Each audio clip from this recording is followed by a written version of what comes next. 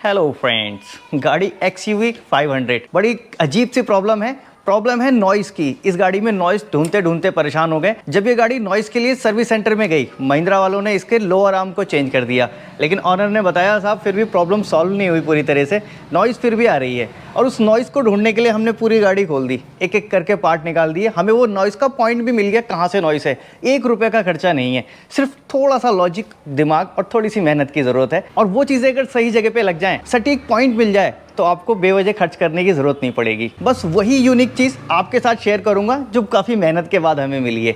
चलो video start करते हैं। XUV 500। जब इस गाड़ी की हमने टेस्ट ड्राइव ली, तो टेस्ट ड्राइव में हमने पाया कि जब गाड़ी वाइब्रेट करती है, यानी कि गाड़ी के अंदर कोई वाइब्रेशन आता है, स्टीयरिंग को भी अगर फुल टर्न कर देते हैं, पंप लोड लेता है, उस कंडीशन में गाड़ी में एक वाइब्रेशन आती है और उस कंडीशन में खड़खड़ खड़खड़ कुछ आवाज़ आती है पूरी बॉडी में। अब उस चीज़ को डायग्नोस करने के लिए मैंने इस गाड़ी का टेस्ट ड्राइव ली अच्छे से। और एक चीज़ भाई, जब ये गाड़ी इधर या इधर कभी मूव होती है, तो उस कंडीशन में भी एक नॉइस आती है, जिसको देख के ऐसा लगेगा कि हाँ यार सस्पेंशन की प्रॉब्लम होगी। और ऐसा हुआ भी। सर्विस सेंटर वालों ने इसकी लोअर आर्म चेंज की ताकि वो नॉइस चली जाए। एक्चुअल में वो नॉइस गई नहीं, वो काम करने से भी। अब मैंने इसको चेक करना शुरू किया। अब क्योंकि ये XUV है तो इसमें मोस्टली पार्ट फाइबर के हैं। इवन फ्रंट बम्पर आप देखो खोल के रखा है मैंने। फ्रंट बम्पर सभी गाड़ियों में फाइबर का होता है, चलता है। इस साइड का फ्रंटर हर गाड़ी में मेटल का होता है, लेकिन इसमें वो भी फाइबर का है। मतलब यहाँ से लेकर वहाँ तक पूरी गाड़ी खोली है हमने। और इस गाड़ी खोलने में बहुत सारे पेच और बहुत सारे बटन्स हैं, जो कि चांस बनाते हैं लूजनेस का। अंदर का बटन लूज होगा तो वो वाइब्रेट करेगा ही करेगा, और फाइबर है तो वो चांस ज़्यादा होते हैं। मैंने इस पैनल को हटाया। इस पैनल को हटाने से पहले फ्रंटर लाइनर होता है इसके नीचे लगा हुआ, इसको खोल के हटाया। तब जाके इस फ्रंटर को हमने रिमूव किया। देखो कितने सारे जॉइंट्स हैं इसमें, इतने सारे जॉइंट्स हैं।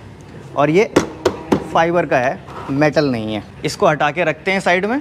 अब जब हमने इसको चेक करना शुरू किया तो इसके सारे पॉइंट चेक किए। इवन मैंने भी सस्पेंशन चेक किया। तो देखो सस्पेंशन जब चेक किया तो पाया कि जब इस गाड़ी की लोअर आर्म चेंज करने के लिए ये गाड़ी गई सर्विस सेंटर, उन्होंने लोअर आर्म तो चेंज की। इसके निशान भी दिख रहे हैं मुझे कि हाँ लोअर आर्म चेंज हुई है। रबर नहीं दिख रही है, ठीक है। बट वो प्रॉब्लम लोअर आर्म की थी नहीं, प्रॉब्लम यहाँ थी। उन्होंने लोअर आर्म चेंज करी। लोअर आर्म चेंज करते समय मे बी टेक्नीशियन से भूल हो गई हो, उन्होंने ये बोल्ट्स को टाइट नहीं किया। ये डिस्क टाइट करने के बोल्ट्स होते हैं, देखो ये ऐसे होंगे। इसको टाइट नहीं किया, अभी मैंने इसको ऐसे ही छोड़ा हुआ है। अब ये जब टाइट नहीं थे, इसके ऊपर से ही व्हील फिट कर दिया इन्होंने। व्हील फिट होने के बाद, क्योंकि व्हील प्रॉपर वहां चिपका नहीं, जब व्हील चिपकेगा नहीं तो जब भी गाड़ी इधर और इधर मूव होती थी तो वो प्ले आती थी इसके अंदर, और वो खट की आवाज़ आती थी।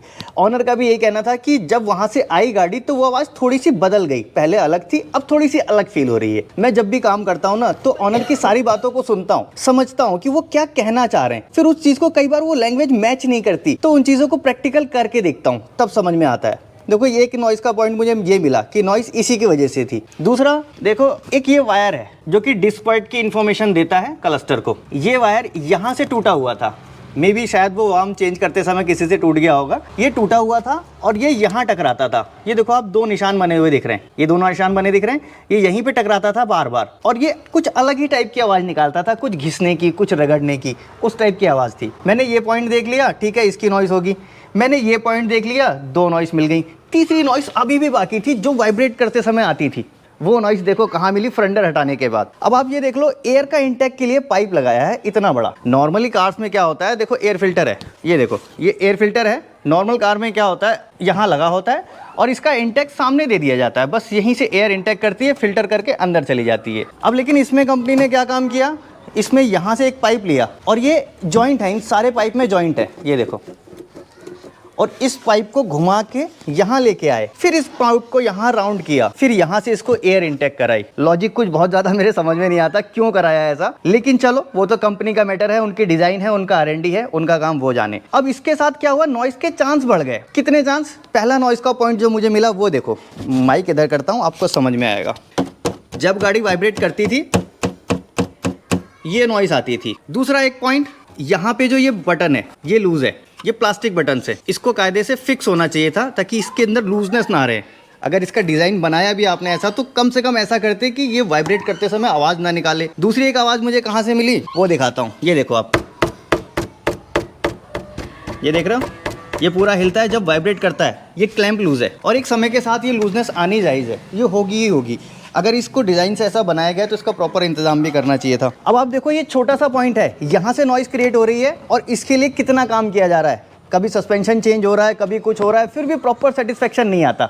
गाड़ी जब आप चलाते हो और थोड़ी सी भी कहीं नॉइस आती है तो मज़ा नहीं आता है, अजीब सा लगता है यार ये नॉइस है तो है कहाँ से, भले वो किसी एक छोटी सी चीज़ की क्यों ना हो, लेकिन जब तक उसको ढूंढ ना लें जब तक सेटिस्फेक्शन नहीं मिलता। आप कमेंट में बताना आपको भी ऐसा लगता है कि नहीं, मुझे तो ऐसा लगता ही है। ये नॉइस की प्रॉब्लम इरिटेट बहुत कर रही थी, छोटी सी थी। XUV 500 वालों को ये इन्फॉर्मेशन बहुत फ़ायदा देगी। अब इसमें करना क्या होगा सोल्यूशन के लिए, सिंपल सा सोल्यूशन है, कोई बड़ी चीज़ नहीं है।